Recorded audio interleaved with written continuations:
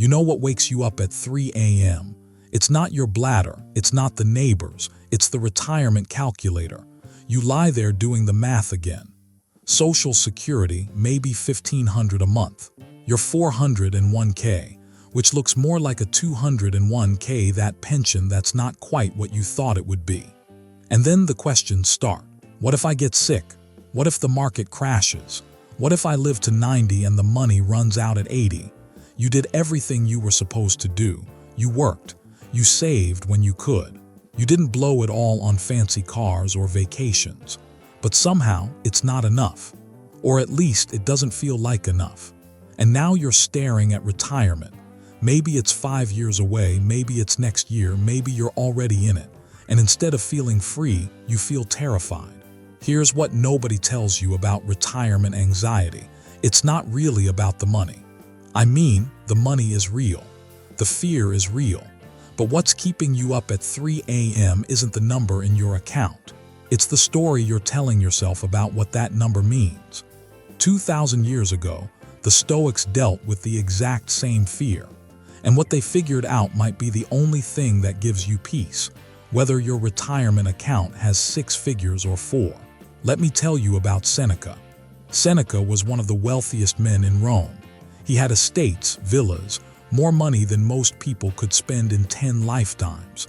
And he still worried about money. Because here's the thing about financial anxiety.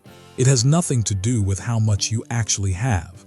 It's about how much you think you need. Seneca watched rich men hoard wealth like they'd live forever. He watched poor men find peace with almost nothing. And he realized, the anxiety doesn't come from scarcity. It comes from insatiability. He wrote, "It is not the man who has too little, but the man who craves more, that is poor. It is not the man who has too little, but the man who craves more, that is poor." Seneca, read that again. You're not anxious because your retirement account is too small. You're anxious because you don't know how much is enough. And in a culture that constantly screams more, you'll never feel like you have enough, even if you do. But here's what the Stoics would tell you. There is a number that's enough. You just have to figure out what it actually is, not what the financial industry tells you it should be. Important disclaimer, I am not a financial advisor. This video is not financial advice. Please talk to a licensed financial planner about your actual retirement plan. What I'm sharing here is Stoic philosophy, how to find peace with uncertainty, how to separate what you can control from what you can't, and how to stop letting fear of not enough destroy the years you have left.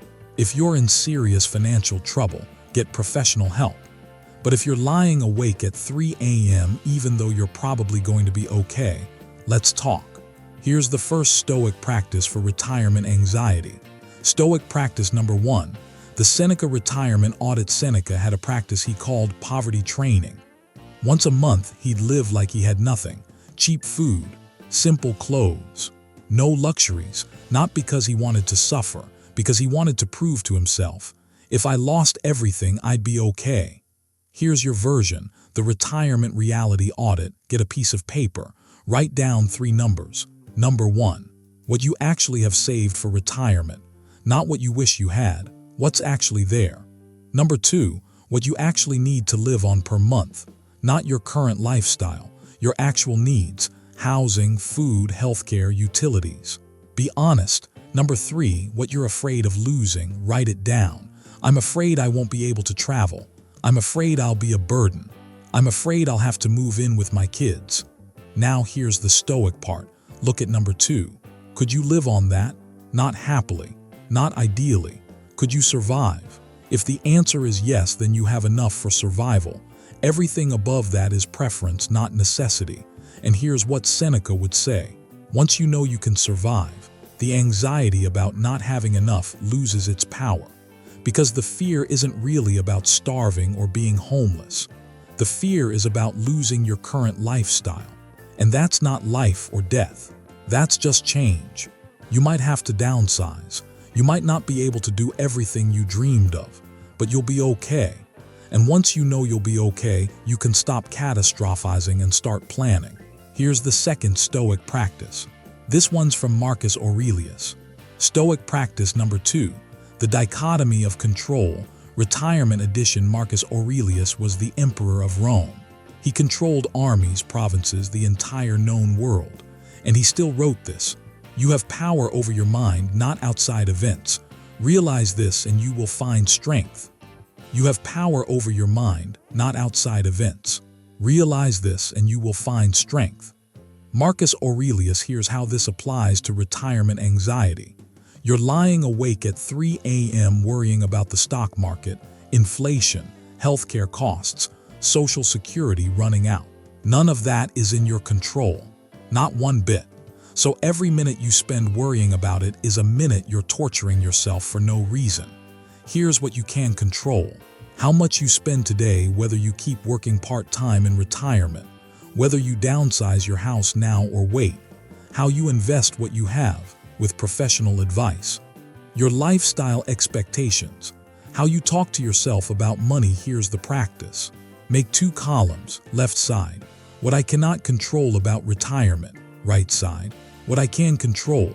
Left side might include the stock market, inflation, healthcare costs, how long I'll live, whether Social Security will be there. Right side, my spending habits today, whether I get a part-time job, whether I downsize, my expectations for retirement, how much I let fear control me now. This is the hard part. Every time you catch yourself spiraling about the left column, stop. Ask, is this in my control? If not, let it go. Not because it doesn't matter, because worrying about it doesn't help. And redirect that energy to the right column. What can you actually do today? Marcus ran an empire and he couldn't control everything. You can't control the economy, but you can control your next choice. And here's the third Stoic practice. This is the one that changes everything. Stoic practice number 3, Epictetus's enough test. Epictetus was a slave. He had nothing, no savings, no 401k, no retirement plan. And yet he taught, wealth consists not in having great possessions, but in having few wants. Wealth consists not in having great possessions, but in having few wants. Epictetus, he wasn't saying be poor and like it. He was saying, if you can reduce what you need, you'll always have enough. Here's the enough test. Ask yourself, what would enough actually look like? Not the retirement the financial advisors sell you. Not the dream with the RV and the golf course and the winter home in Florida. Just enough.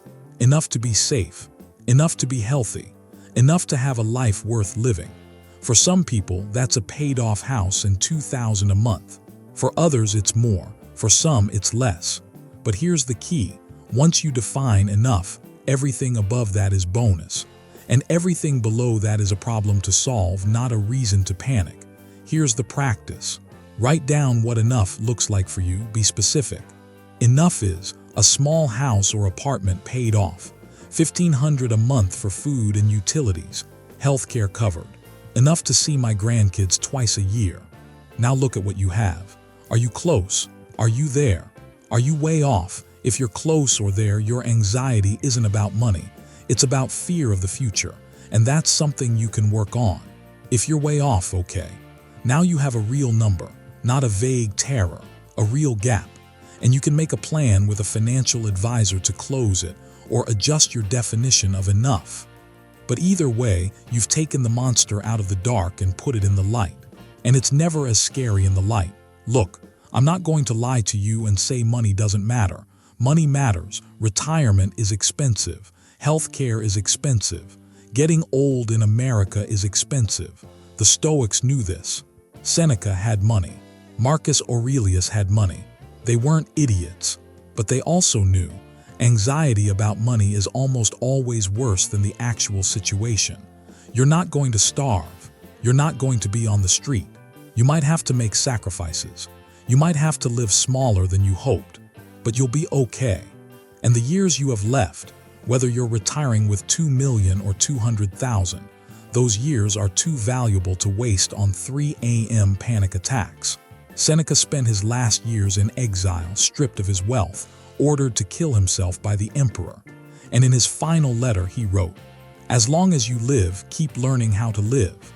As long as you live, keep learning how to live." Seneca, you're still here. You're still learning. and you still have time to make peace with whatever enough means for you. If this helped you see your retirement anxiety differently, or gave you a tool to stop the 3 a.m. spiral, I'd be grateful if you'd subscribe.